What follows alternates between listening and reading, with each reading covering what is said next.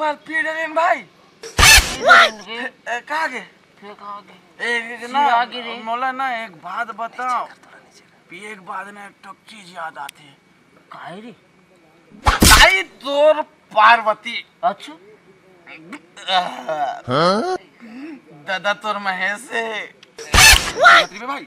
अच्छा सुन बे करू लगा थे कर दाई तोर पार्वती दादा तोर महेश से ये सब जन के मतलब हाथे ओ बीड़िया सिगरेट हम तो बीड़िया सिगरेट नहीं पियता रे सूता करके जी एक चीज बताओ भाई हाँ भाई ये सारा नशा नहीं चढ़ाते एक थन और हो जा सारे ला मैं मुकेश भाई बहुत प्यार करता हूँ तोर से मैं माया करता भाई तोर से माया करता बहुत करता हूँ भाई ते मो जानस पगला अबे तो देखते अबे हमार घर मत ते नहीं जानस बड़े जान अबे बड़े जान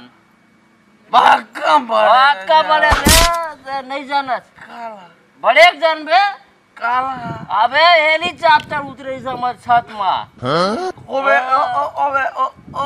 ओ उतरे इसका वो उतता बे उतलत कहा तो रे का ना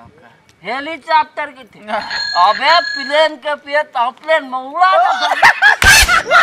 जान देत नहीं हां उतलत कहा था रे बोल घर के बाहर ना बताओ बता